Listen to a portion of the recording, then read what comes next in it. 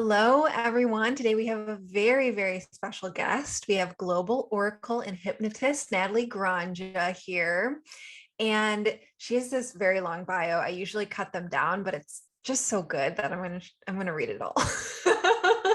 So if you don't know Nathaly, over the last 8+ years, she has been featured on ABC and CBS, working with high-profile leaders in Washington, D.C.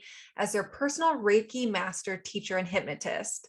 Now she works with awakened entrepreneurs that have created powerful movements in their respective industries. She's the founder of the Granja Vortex method, where she teaches facilitators how to create customized hypnotic tracks that deepen client transformation.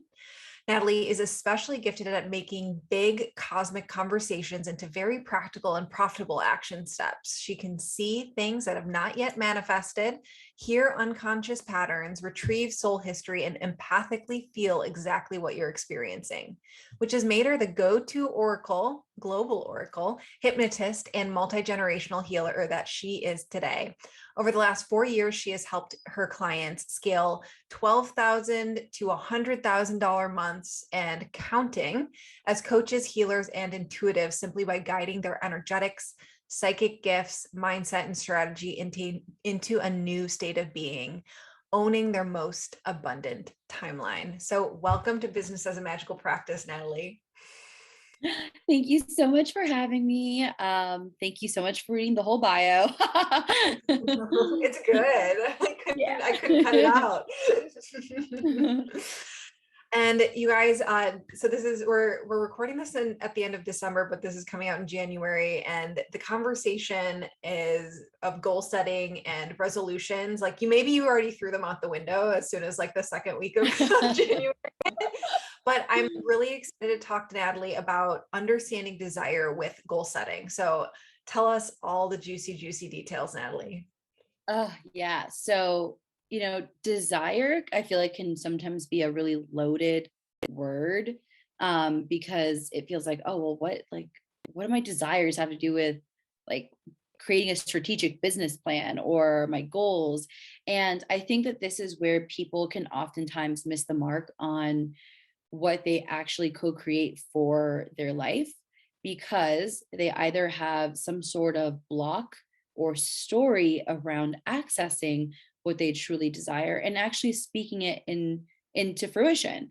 I work with I in the past I've worked with people just starting the business, and also multiple 6 and 7 figure entrepreneurs who are, always in this planning place. They're always launching, they're always looking for the next thing to make sure that they're sustaining, their income and sustaining and scaling, not just sustaining, but actually scaling. And something that we often look at is like, okay, what's your desire beneath the ego driven, I need next month to be higher than the last in order for it to mean something, right? Like, what is the desire that you actually have in your body?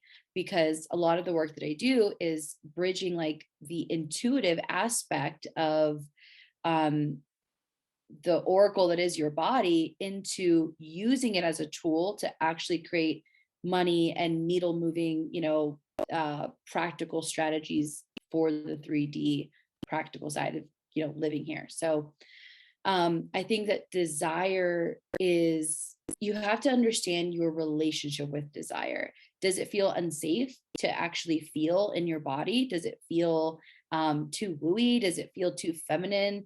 Do we dismiss desire and override it so that we can look at the template strategy that we've been given? So I think the first step is really understanding like your relationship to desire. And after that, it's like, do you follow through with what's present in your body? Do you follow through with the desire that you have? Or again, are you going into overriding your desire because you think it's supposed to look like something else? And one of like the secret ways that I think people are surprised by when they're scaling in their business is that sometimes what helps them be more seen, receive more clients, make more money, is actually that intuitive moment where you're like, you know what, I'm just going to go live, or I'm going to send out this email. I'm going to reach out to this person. I'm going to follow back up. It's like this desire that's just alive in your body, and you're following that excitement to no attachment. It's just, I'm following it because it feels safe and good in my body. And those are sometimes the bigger needle movers compared to what we think it's supposed to look like. And oh well, it's Monday, so I'm not posting. My post days are Wednesdays and Fridays, right? It's like it's going outside of like the norm and the templates of what we've been given. That is so good. Um, I want, there's one phrase you said that I want to scoot back to. Can you explain more about the oracle that is your body? Yes. Yes, I love that because here's the thing about like intuition and accessing this medicine that people think that we have to call like these 1-800 psychics to like access, and it isn't true. Everyone's body is the oracle. It's just learning how to tune in to what I call the inner oracle, learning how to tune into that voice because your body is always communicating with you. And sometimes based on, the type of trauma we've had or the type of life experiences we've had, the type of conditioning we've had, it's not necessarily an easy thing to feel what our body is telling us. It's a little bit easier said than done to like, what is my body, feeling? Sometimes it hasn't felt safe in the past to connect with our body. And so people lose the oracle. People lose the oracle as their body, as the tool, because we just don't know. We're also not taught how to connect with ourselves in that way, right? So, take being a child, for instance, feeling like, oh, actually, that doesn't feel good. I don't want to go to that person's house, or I don't want to communicate with this person, or I don't feel good around this person. But sometimes the parent is kind of like, oh, don't be rude. You have to say hello. Oh, don't. And it's actually showing us to override what feels true to us. So that's a really common and simple experience, but that happens throughout our entire life. And then we do it to ourselves where it's like, oh, don't be dramatic, or, oh, don't overthink it, or, oh, don't be this. And it's actually your body communicating something super intelligent to you that is always guiding you to the higher place, what I call the most abundant timeline. Everyone's most abundant timeline looks different. That's why like I'm not super attached to, oh, I need to make X amount of money per month. It's like, no, this is a timeline that I desire. And I know that everything I'm receiving is supporting that. And it doesn't have to be this cookie cutter image of what other people, what person A wants to do and person C wants to do doesn't have to be what person B wants, right? It's like understanding when we look into our most abundant timeline, what does that look like for us? What does that mean for us? Because some might want a really big house and someone else is like, actually, I want to make sure my kids, are able to go to a great private school. It's like two different desires altogether. And your body is always going to lead you to that desire. That's why you have to understand what your desire is and not be unconsciously driven by like the subconscious fears or the subconscious programming that we've been given by society, by our family, by certain, religious belief systems or whatever it might be. So I've heard a few somatic therapists say that the body is the subconscious mind. Does that track with your own experience as a hypnotist and as someone who uses the body a lot? I think, I haven't necessarily put it in those words, but I think it's fair Mhm. to say that the body, and I think there's actually a book called this, like The Body is Keeping the Score. Yes. And Or like how yeah, so trauma I think, lives in your body and all of yeah, that. yeah. And so that makes sense to me that like your body is actually responding from the subconscious because your nervous system like is anytime you're deregulated from your nervous system, it's because of what your subconscious mind deems as safe or unsafe. So Mhm. yeah, that makes total sense to me. And that's why connecting with your body and understanding the language, understanding what's happening This is kind of like a silly way of looking at it, but it's kind of like a clear way of looking at it. I remember being a kid and my if I would like, oh my mom, like my stomach hurts, mom, like what do I do? And my mom would be like, okay, what kind of stomach ache is it? And I'm like, I don't know, it just hurts. And she would be like, no, are you feeling like there's a lot of air? Or do you feel like something you ate is making your stomach kind of feel a little bit loose? Or, and she would like give me the different descriptions of what I could be experiencing within like my tummy ache. That is kind of like decoding the language of your body. Sometimes we just dismiss like, oh, I have anxiety about this, or like, oh, that just doesn't feel good, or yeah, I really want to do this. But it's so general that there is people oftentimes don't have the language to deconstruct or decode what is actually happening within the body. Like kind of like the smaller sensations, because those smaller sensations are giving you a bigger picture. So it makes sense to me that the body would be the subconscious mind. But even sometimes the word like subconscious feels like not the right word, because I actually think it's your higher mind. Like your body is the higher mind. There's nothing sub about the subconscious mind. I think that sometimes that language can be a little bit confusing. So you'll hear me interchangeably say unconscious mind or subconscious mind, but that's really what so it's all the same. And I know that some people have, and you touched on this a little bit, but I know some people have a hard time identifying, am I desiring this because of conditioning or because I'm seeing everyone else do it? Is there a way to determine clean desires? I don't know if that's the right Yeah, term. yeah, I'm gonna yeah. use clean desires Yeah, no, that as is the term, or like, totally. is that even a thing at all? For any desire to be Absolutely. bad? Yeah, absolutely. I think that's really important, especially if you're in a group container. So if you're like in a mastermind or a group program, in my experience, what happens is that you'll see one person, say, "Oh, I had a $20,000 month, and now we're doing A, B, C, and D," and they start getting excited about their vision and keep going and going and going, and then everyone else is like, "Oh." Yeah, like or like exactly like it's an Instagram echo chamber. It's like everyone is doing the same thing. It's like everyone's being a digital nomad. Everyone is building a house. Everyone is getting a personal chef. Everyone is getting this same thing. It's like it's almost becoming cookie cutter. And there's absolutely nothing wrong with any of those things. That could be exactly what you want.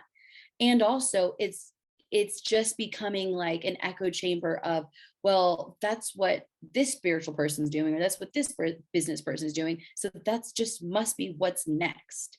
And I have seen, I have the huge privilege of getting to see behind the curtains of really successful, monetarily successful people. And it's interesting to be able to see how even at seven figure ranges of income, that sometimes people will still get caught up in, well, I think I'm supposed to do this because that's what other seven figure people do, so I'm just going to do it too. And that's where people start getting caught up in creating a life that's actually not what they've like really want to be doing. And they it's like they turn in like the 9 to 5 like desire like timeline into, this is what it looks like to be an online entrepreneur timeline. And I really invite people to just tune in. I call it visioning. And it is, what if you could just not have to worry about what other people are experiencing, what other people are doing, putting your blinders on, and you're just tuning into your heart space. I think your heart space is the part of your body that never lies. And it's also the portal to the what I call like your inner universe, right? If you try to do it too much from the mind is just a program. You program it to either work in your favor, or it's been programmed from your life experience. So it's more about tuning into the heart. Your heart is always going to guide you. It's the connection to the higher self, the most abundant timeline. And when you can tune in and feel like, I'll ask questions like, do I want to stay in, for example, right now I live in Colorado. Do I want to stay in Colorado? Like, does that feel good to me? And I'll see what my heart responds. Or do I want to offer group programs? I'll see what my heart responds. Do I want to open up my books for more one-to-one? See what my heart responds. And even with pricing too, like, I think that's where people also get caught up. They look at what's kind of like what other people are setting their prices at, instead of valuing themselves and the value of their work and then setting a price from that place. They're looking at other people's gardens and saying, oh, well, that's what I should be doing, or maybe I should do it like this. And again, we start creating from a place that's not rooted or grounded in our desire. It's rooted and grounded in other people's desires. And sometimes we'll see that in like, oh, how come it's all happening really fast for that person, but for me it's not happening as quickly? I would re-examine what you're actually trying to go after, and if there's something underneath it that might be more based on what you think you're supposed to be doing at this time in your life, at this age, or whatever label you want to give it, or if it's, not. So that's what I would call like visioning from the heart. And for anyone who's not watching on YouTube, Nathaly was rubbing the center of her chest, and I'm sure that actually helps in the process of tuning into Yeah. that connect with that. One thing that popped in my head when you were talking about that is it seems like safety is a really big element in this, where a lot of us can find there's safety in going after what everyone else wants, because that's if you don't trust your own desires and you don't trust your own decisions. And it almost seems like there needs to first be a practice of finding your own safety within yourself and within your own choices. Yeah. Yeah, I call this piece like the evidence piece. Some like a question that I ask when I'm creating a customized hypnotic track for someone is like, what would need to happen for you to be like, oh my gosh, it's working. Oh my gosh, like I know that it's happening because this thing happened. It's like you're looking for evidence, you're looking for proof. And that's normal. That makes total sense that as humans, we're looking around to see like, have other people done it before? Okay, well, if that person does it, then I can do it. Like we're looking for evidence. I'm not going to make that wrong about the human process at all. Where it does get kind of sticky is when we're not willing to follow through on our desires because we don't see other people doing what we want to do. And I think right now, I think probably most people can attest to this, that this has been a time where we, over the last maybe 3 to 5 years, have been so called to be visionaries, have been so called to be like leaders in a time where it feels like leadership has been deconstructing. And what's required of visionaries and leaders is to sometimes go first. And we have to create a new capacity within our nervous system, within our heart, within our mind. Mind comes last, because again, the mind's a program. We have to find a new space of like, okay, I can trust myself, right? Like I can trust that if I just take this one step, I'm still okay. And something I like to do with my like one-to-one clients when they, for example, having to give a client their money back because it just doesn't feel like an aligned client anymore. That I think has been, it's a really scary thing to do. Like, oh my gosh, I'm going to refund someone. Like it feels so backwards as a business owner. But I think at some point, maybe all business owners will be there to give a refund either because it doesn't feel like a good fit or whatever happened. And I, with when my clients experience something like that, and they'll message me on Box and they're like, oh my gosh, I did it. And I'll immediately say, and look, there's a roof over your head. There's food to eat. There's money in your bank account. There's people who love you. It's all good. You're still safe. Like there's this illusionary veil or boundary of like what makes us feel unsafe or safe, that we have created to protect our own egos. And people often are afraid of failing or rejection or not being seen as like perfect. Perfectionism will come in and be like, oh, well, I launched it really sloppy, and what are people going to think, and all of the things. And this is all illusionary, like safety, right? Perfectionism is keeping you safe from your ego being hurt by someone else projecting something onto you. So um the safety is important, and it's also important to understand what is illusionary, like what is created just for our own ego.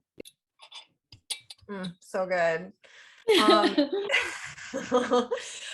Um, I want to switch gears a little bit because I'm curious about your own story. One of have you always been, did you like grow up as an oracle and all this thing, or was there a Mhm. spiritual awakening? And I'm like so curious about your entrepreneurial journey. So tell us Yeah. something. Oh yeah.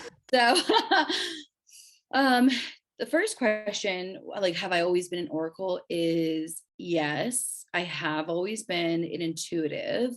Um, but like many healers and intuitives, I had situations in my life experience that disconnected me from my body.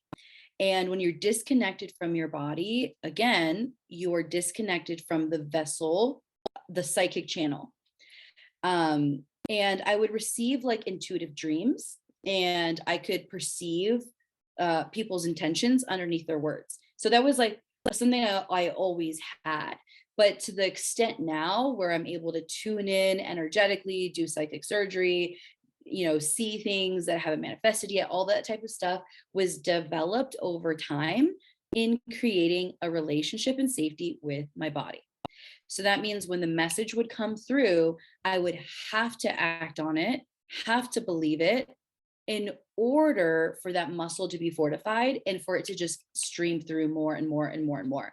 Otherwise, if you're not listening to your intuition, you can't expect that more psychic information is going to come through because you don't have the capacity to hold it. It's almost like your body's like, well, you're not listening anyway, so I'm not going to, like, it just shuts off.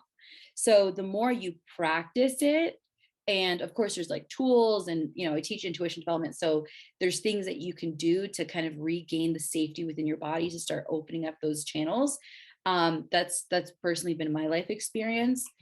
And then I, like, my original journey was that I wanted to be a therapist, and I was going to school for psychology, and I actually saw this TED talk, um where, like, at that point I was like really into like world religions and the mind and intuition and reiki, energy healing, all this stuff. And I was like, oh, well, I'm going to do that like later on in life, probably when I retire. I was like, I was the kind of person that had it all figured out. I was like, I'm going to get my PsyD so I can become a doctor in psychology, be a therapist, make a lot of money, and then when I retire, that I'll probably open like a wellness center or something where I could just like be in my intuitive gifts.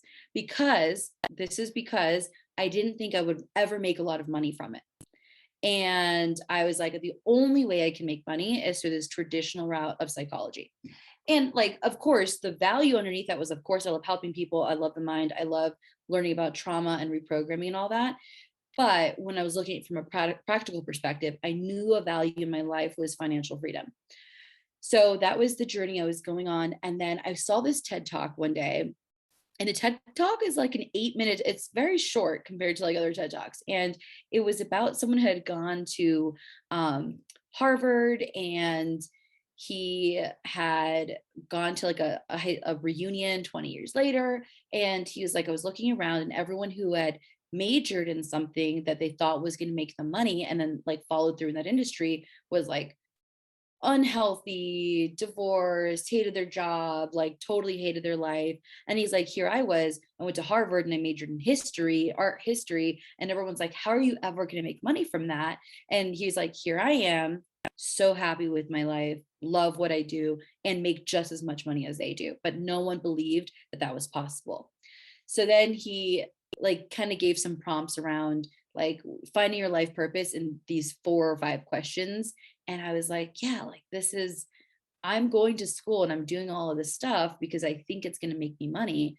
Whereas I rather, like, I'm spending all of my time and money investing in working with teachers, buying courses, reading all the books, doing all the things, and spending all of my free time doing all of this like intuitive hypnosis and all of like this stuff, this mysticism stuff.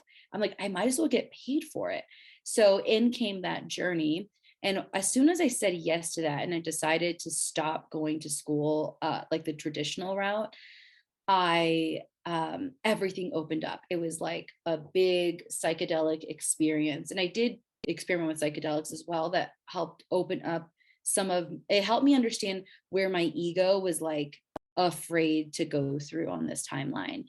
Especially because my family are immigrants. So it was like, what? Like we can, you're supposed to go to school and figure this out. Like, why are you going backwards? Like it was a little bit like, what are you going to do for money? Like they just didn't understand that there could be a possible financial opportunity in this timeline. So I ended up, getting all these different certifications because I was following my desire, following my excitement to do energy healing and this and that and the third. And I ended up working at a holistic wellness center in the DC area. And I started to work with clients that were in a very DC political dense place, but it taught me so much. It taught me so much about seeing a timeline of people who were like secretly intuitive or secretly, having a spiritual awakening, but working in, a DC government area that there's just no room for that. There's no room for feeling. It's very black and white. There's no color, there's nothing. And I started to work with those clients, and I knew I wanted to be online. I knew I wanted to be location independent. And after years, I think it was about 7 years of in-person experience with hypnosis and Reiki, and just doing different workshops and kind of like having a full brick and mortar business, I decided to go full-time online. And that wasn't easy either.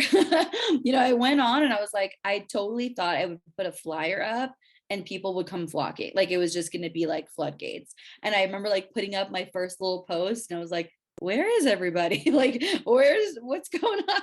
I didn't realize that there was this whole world of like marketing and business and being seen and branding. And so that's been a whole journey all on its own. But I've always worked with leaders. I've always worked with leaders, either in government or entrepreneurs. And now I work with what I call awakened entrepreneurs, people who are dedicated to doing the work and also being leaders, because I think those are the best kinds of leaders.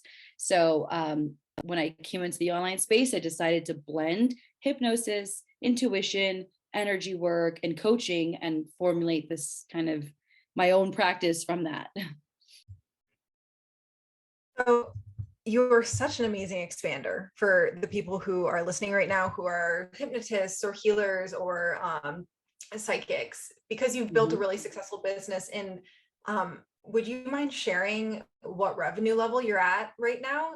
And Yeah. the level of success you can build?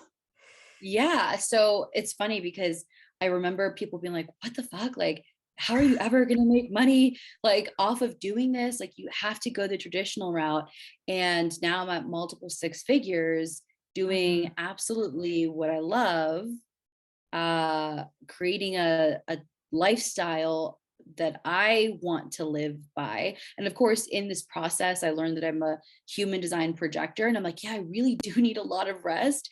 And I can't imagine having done like the traditional route of like hours that would be required of me. And yeah, so now to be able to create a multiple six-figure business, and I know that one day, no doubt I'll be at 7 figures in such a small amount of time, in a paradigm, like let's say in a world where people have looked at healers and oracles and intuitives and been like, okay, like rolling your eyes and like considering it very much like a 1-800 type of industry. And it's like, no, that's not true at all. Like if you hone in on your craft and you're consistent about sharing your message and being good at what you do. I think that's really important, is being good at what you do, because word of mouth is a real thing, and getting into the mouths of the right people. Um, there's, I'm at a place where I don't have to worry about, can I afford this? Can I get this? It's like, I know I can. And that's a whole level of freedom that I think that I wouldn't have been able to access so quickly had I not just allowed my desire to be present at the forefront. Yeah. And because I have met so many like intuitive, psychic, spiritual people who they think about going down the route that you've gone down, and they eventually switch over to like, I'm a coach. Like they'll just label themselves as a coach because like it's starting to Yeah. become a Yeah. field where you can make a decent amount of money. But like you go to your website and it's like Oracle. So it's such a fun demonstration of this shit works. Yeah, So what would it you sure does. say? Yeah, what would you say have been key factors in your own success? Mm, that's a great question. I think feeling the first thing that comes to mind is feeling safe to experiment what works for you. For example, I've had to decondition myself from things that I picked up in the first 2 years of my business.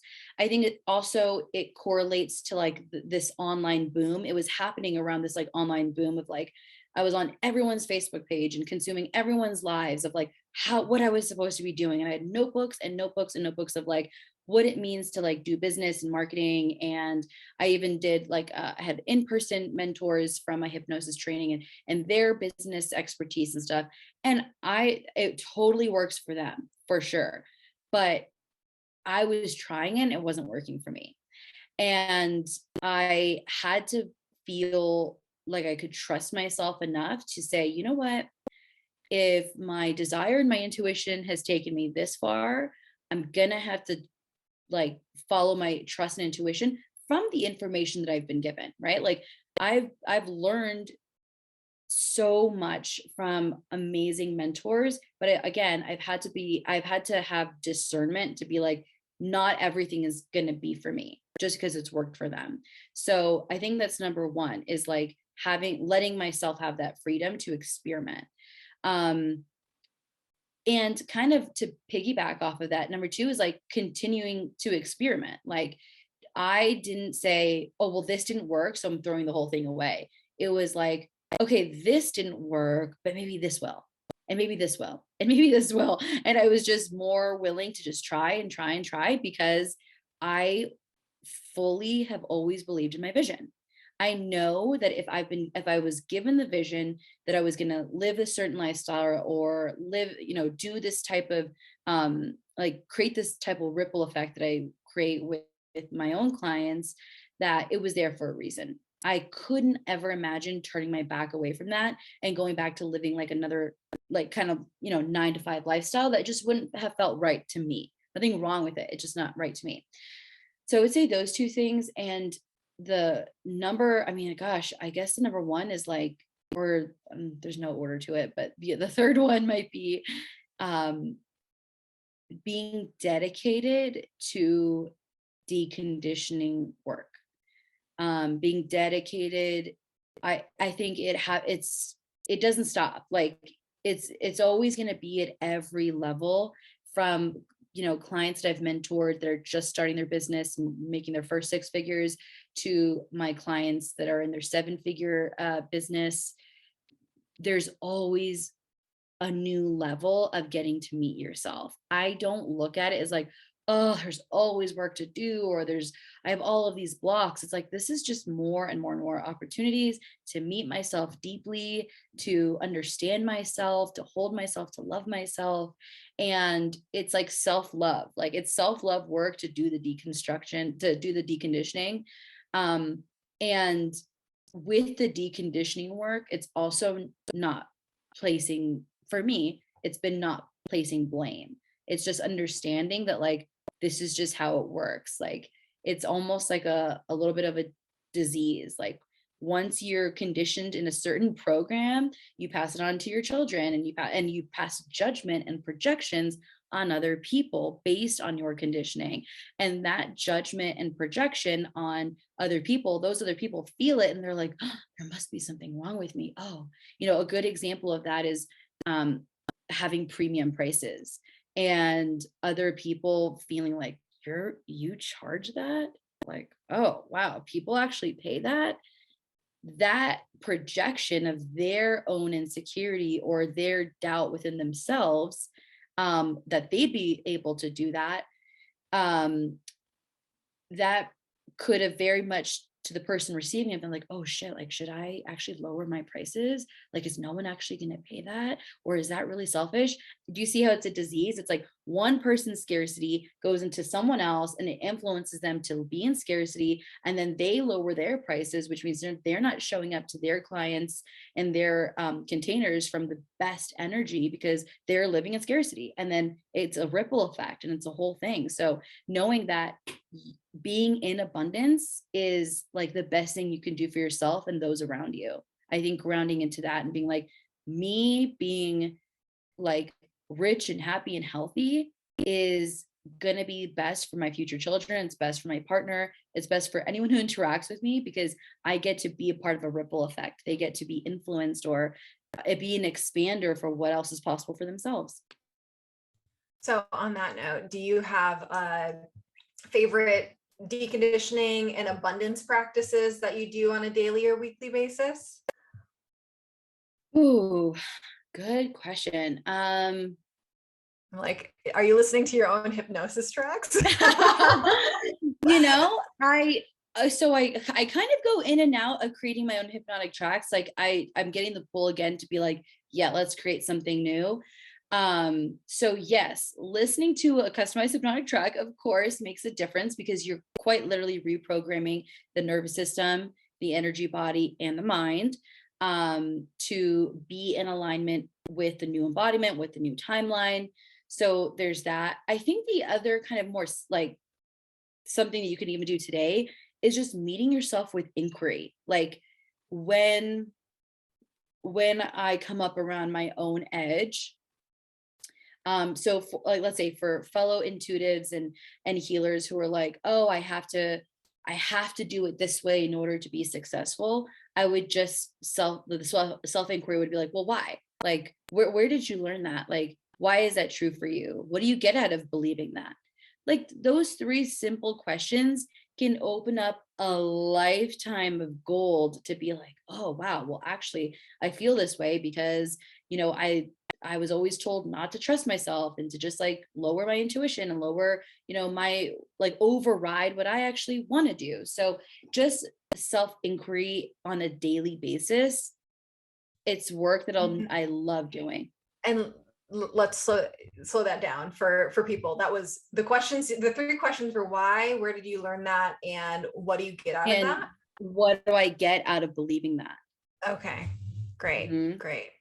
We'll have a list. And Right. if yeah, and if you feel it in your body too, if there's like, I'm feeling really anxious about this launch, or I'm feeling really anxious about, putting this post out, I would tune into my body. I would like locate it. I would put my hand, let's say it's the solar plexus, putting my hand on my solar plexus, and I'm saying, if I could give this body part a voice, what would it tell me right now?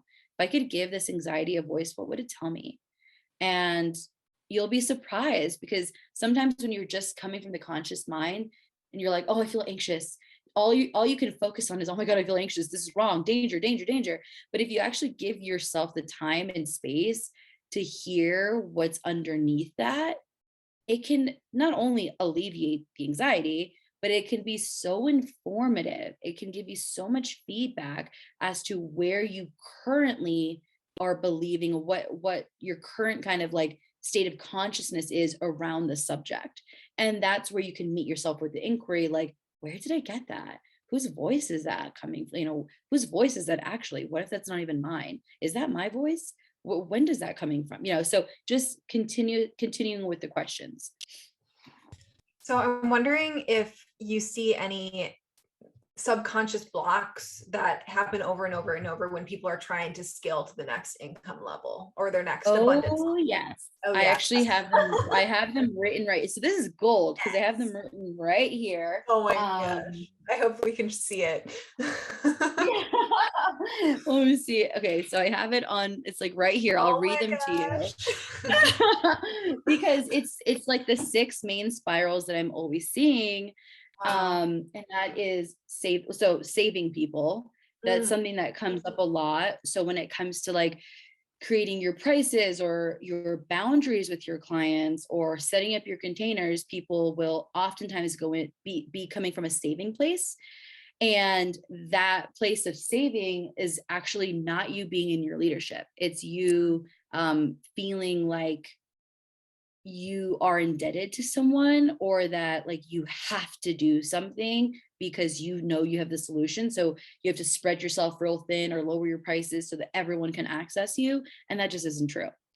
Um, the second one is competition.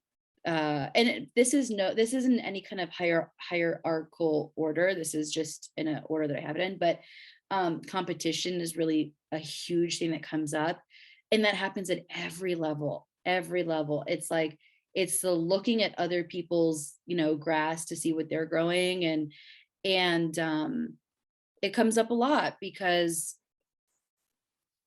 people, I think it's actually driven by a deeper pattern. Like if you are, predominantly experiencing competition, you're always looking at other people to determine like your own success.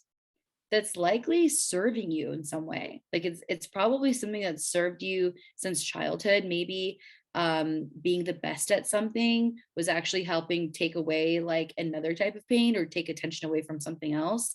And that kind of just keeps going and going and going until all of a sudden you're an adult and you're like always comparing yourself to someone else and being in competition with others instead of moving into community, where I think people lose a lot of um, opportunities because they feel like, oh, I'm not going to like that post because I don't want them to know that I'm looking at their thing, or I'm not even going to, and it's like this whole strategic operations to make sure that they're in competition instead of being like, whoa, I really love what that person's saying. And I have a similar message. Let me reach out to this person and see if maybe like we can collab on something or we can come together and do something. It's creating community that could actually be, you know, actually more abundant for you than if you were to kind of be like, oh, I'm secretly reading their post, but I'm not gonna like it because I don't want them to know that I'm reading their post. So it's like it's that kind of stuff. Another one is time. People have a lot of sabotage around time that comes up. It's like, why isn't it happening yet? Why is it happening faster for them? So that kind of thing can come up a lot. And I like to invite people into the idea that quantum time can also implies like there is a divine sacred time. The first year and a half of my business online, I made very little money, like not enough I was also working at a restaurant. I was, bartending to help with that. I made very, very, very little money. And had I allowed that to be the predictor for the rest of my career, online, I would have easily just stopped and or been stuck in the sabotage of like, why isn't it happening? Why isn't it happening? Instead of just saying, okay, it's not happening right in this second, but it doesn't mean that tomorrow it can't. Doesn't mean that, next month can't be the best month ever. So I actually had this conversation with a client earlier where I was always in the place of like, this could be the month. This could be the month. And I was open to that. And because I was open to that, eventually it became, true. And I still say, I still open, I'm still in my heart space saying like, this could be this is the best month, and being really present with like the moment with like, okay, again, grounding into like that root and safety. Like I have a roof over my head, I've got food, I'm safe, like I'm not at threat, it's okay. And grounding in and reminding myself that I am completely safe, and that the time is just this illusionary ego game that we're playing.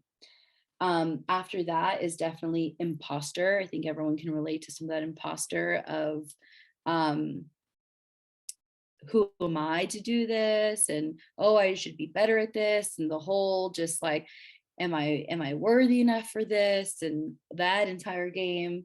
Then there's the proving pattern, having, showing up to containers, I think, from a place of like, I need to prove something to you because you're paying me thousands of dollars a month, I think is one of the worst ways proving can show up, because you're not actually, you're robbing your client of the experience that it is to work with you. When you're showing up from a place of proving, I need to be the best at this, I need to know all the answers, I need to be the best teacher, I need to be so well resourced that like they don't go anywhere else, I need to have, and it's like coming from that place is, again, robbing you of the experience of your day-to-day life and robbing your client of experiencing you and in the space, right? Like if I showed up to my space and I was like needing to prove to be the most psychic person, the most intelligent person ever, I wouldn't be able to tune in and allow like the subtle energy to be like, oh, this is what they're feeling, or this is what I'm feeling, or this is what they're experiencing, which is actually going to help them lead them to a bigger transformation than being the best at the best of the best, right? Like just allowing the space to be whatever it needs to be will lead to the transformation, because your client can actually like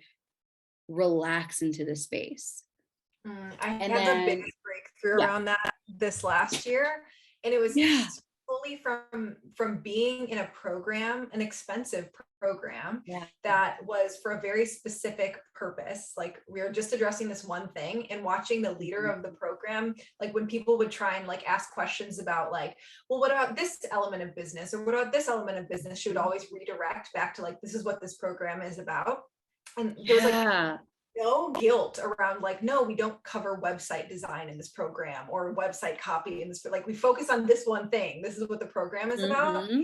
And it made me realize how potent that actually make things Yeah. when you're like not like we'll add this in, we'll add this in, we'll add this in, suddenly you have like this bloated offering And versus then like and potent then you can't fully focus on the one thing anymore.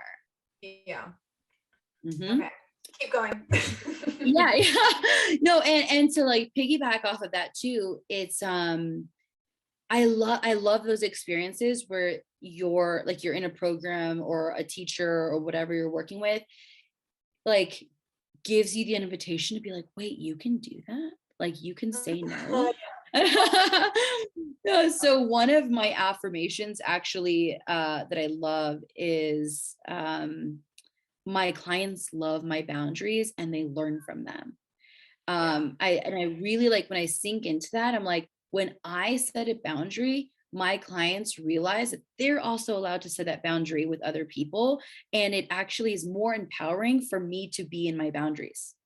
Yes. um and yeah, so, and honestly, if someone has a trigger over your boundaries, it's just not a good, it's maybe potentially not a good fit, one, and two, it's an opportunity for them to meet themselves deeper. It has nothing to do with us. We are totally allowed to be who we are and be in our niche and not need to over deliver to compensate for the price that we're setting.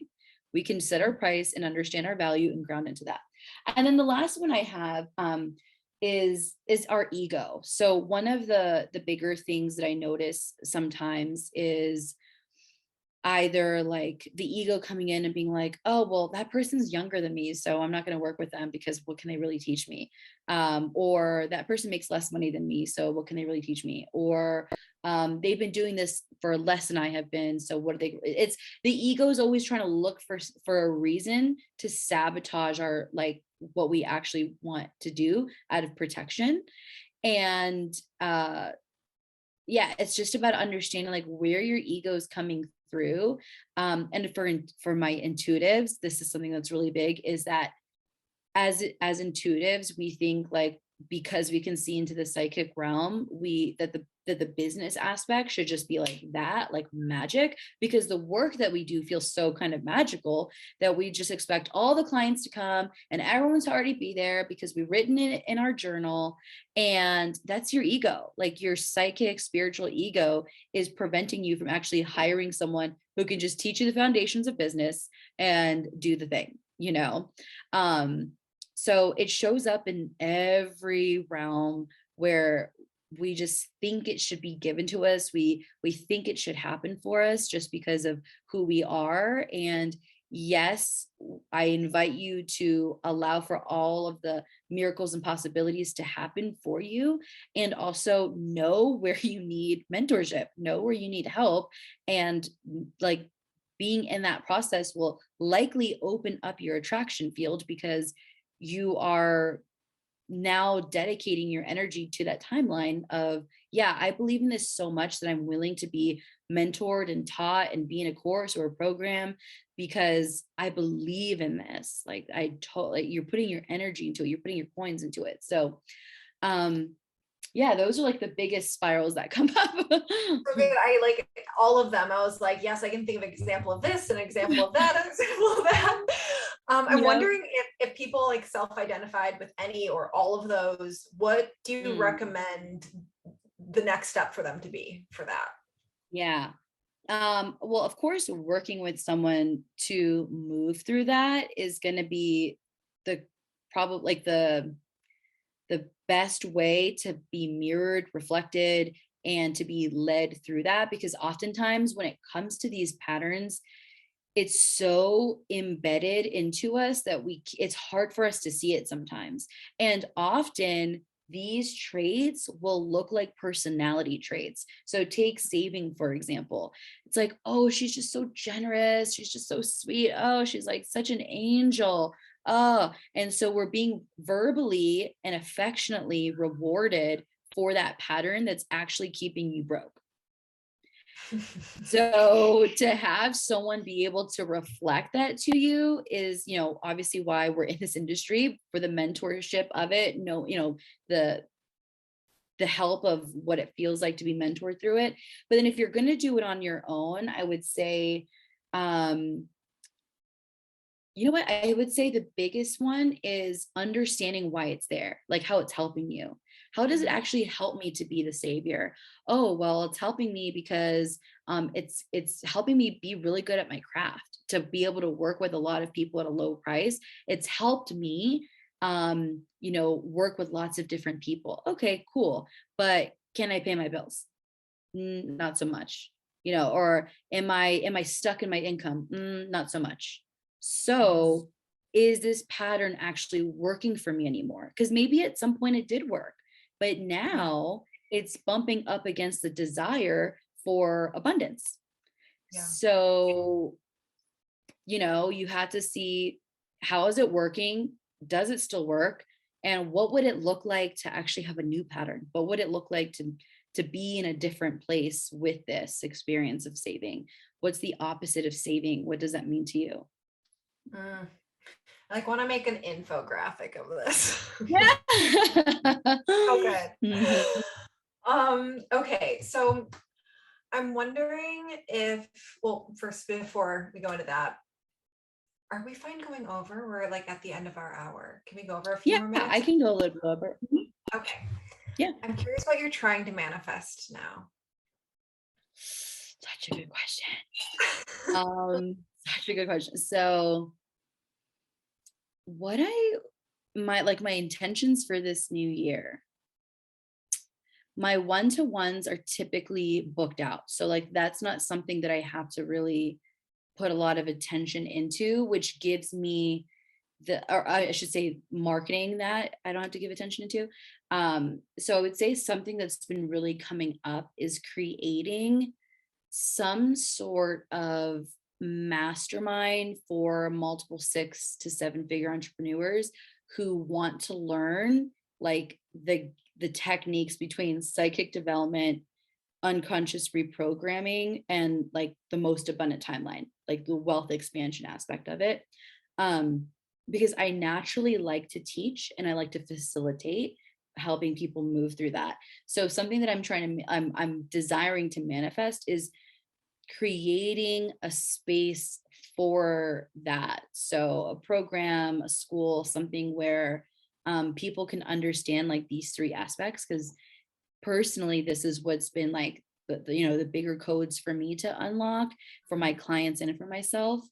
Um, but aside from like showing up for that, because that feels so exciting for me, I would say something I want to bring more into like this next year is continuous travel. I love to travel so much, and I've done some traveling this year, but obviously due to this global circumstances, it hasn't been quite as easy, but I'm holding vision for that. I'm really holding vision for more travel. Where do you So want to go in that 2022?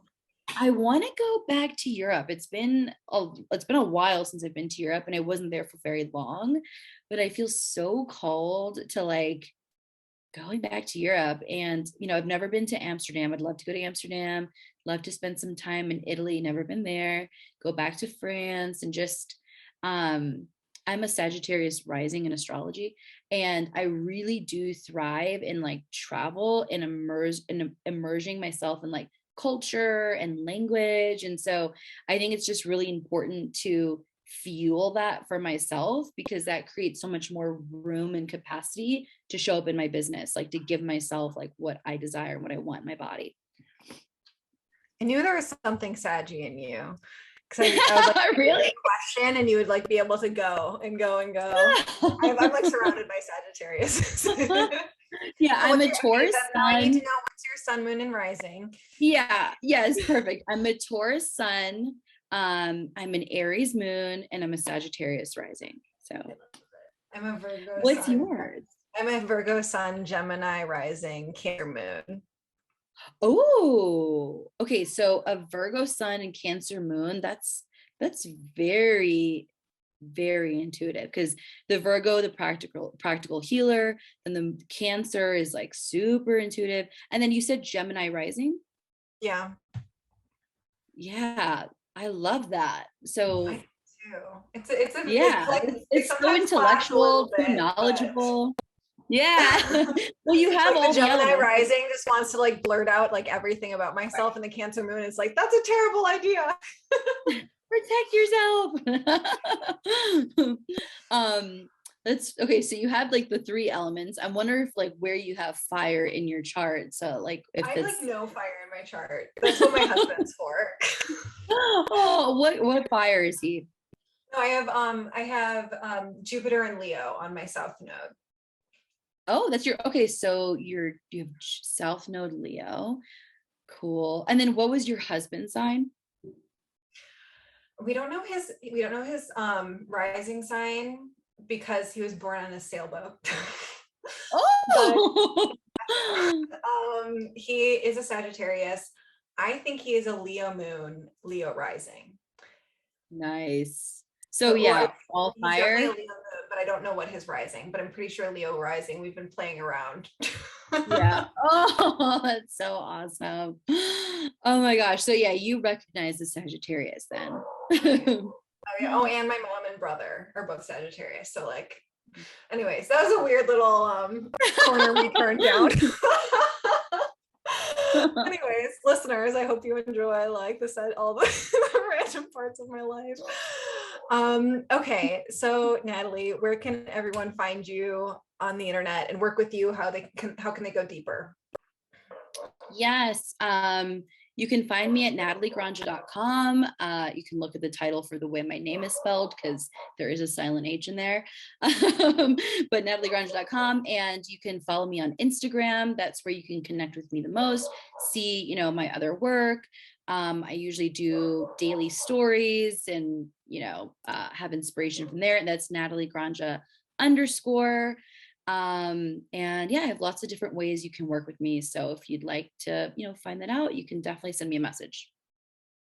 Yeah, and you have some like courses on intuitive development and stuff. Yeah, I have intuition development. I have the like how to create customized hypnotic tracks and apply it into like the quantum. So it's not like your traditional hypnosis.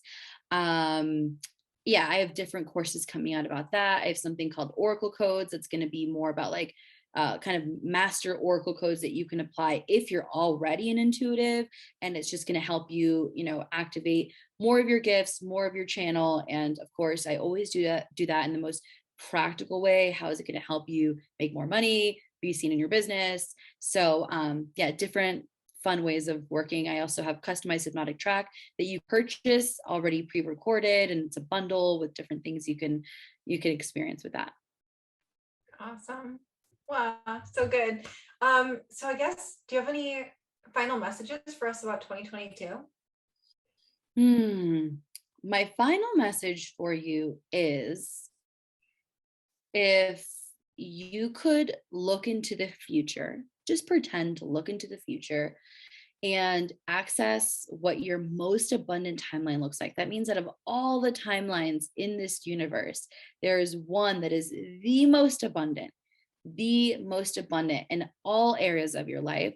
What would that look like for you? I'm just curious what that might look like. And, journal it, feel into it, share about it, and tag us and let us know if you're listening. And yeah, we'd love to hear it. That's like such a great like final loop together, because we started off with desire-based goals and like we're ending with desire-based goals. Yeah. Mhm. Thank you all. This was such a good conversation. Go check out Nathaly on all the places, and I will see you next week.